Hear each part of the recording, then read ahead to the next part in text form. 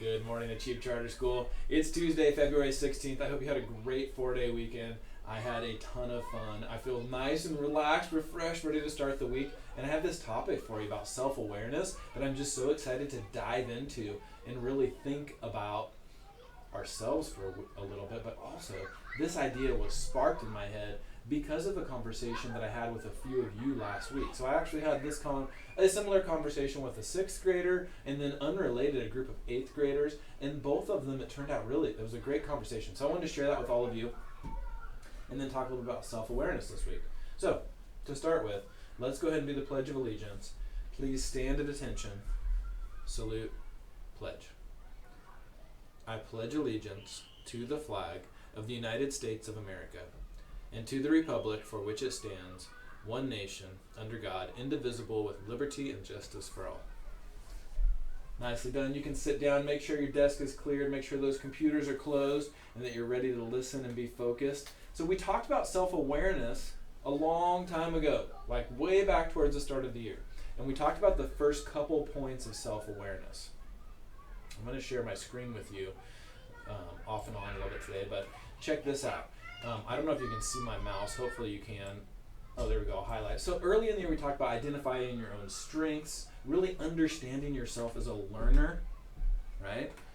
We thought about like identifying how your thoughts affect your emotions, how they affect your behavior, right? We've talked about that with growth mindset. We've talked about this one a ton this year, identifying learning strategies and working conditions that help you do your best, right? So we've kind of talked about self-awareness, but you're always thinking about yourself so far with self-awareness. I know that sounds strange because it's self-awareness. You have to be aware of yourself.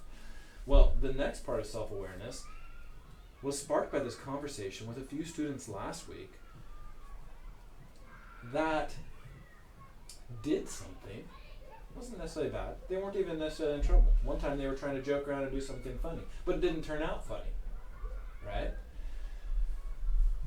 And they said, well, I didn't mean to hurt anybody's feelings. I was just being silly. I was just joking. Okay, but the thing you did hurt people's feelings. Well, it's not always about hurting people's feelings, but I want you to think about this idea. It's kind of a big philosophical idea right here to wrap your mind around. The last piece of self-awareness, this very last one, says, identify the impact of my actions on others. Okay, this is going to be a great talking point for this week. It's so hard to understand this because you always get to see how other people are acting, and you always get to see or kind of experience how you are feeling and thinking. But you never get to really know how the other person is thinking or feeling. You can kind of guess. And you never really get to see your own actions because, our eyeballs are just looking out. So like right now I'm looking at myself on the screen. It's really awkward and weird. That's a weird time when I can kind of see my actions. But most of my life I can't see myself. I can only see other people, but I know my thoughts and feelings. So what I want to talk about today is this idea that your thoughts and feelings and your intent, what you're trying to say, doesn't always come out the way you think it's going to come out. Your actions impact other people. Whatever you say, whatever you do, that impacts people. They can feel that. They can't feel your intent. I have kind of a funny story that might just bring this into like a little bit of real life, but it's one of my favorite stories from my childhood. It was a crazy thing that happened. It's just weird is why it's my favorite story. But my dad was coaching my brother's soccer team, and his friend Walt was coaching the other team, and they were super cool guys, and so they're like, we're gonna get out there and play soccer with the kids. And they're probably, the kids on the team were like maybe 3rd grade, somewhere in that range. So they're playing soccer with the kids, and they would go, they'd go kind of easy on the kids. They'd go hard on each other because they're like, they're bringing it. It's soccer practice. They're having fun.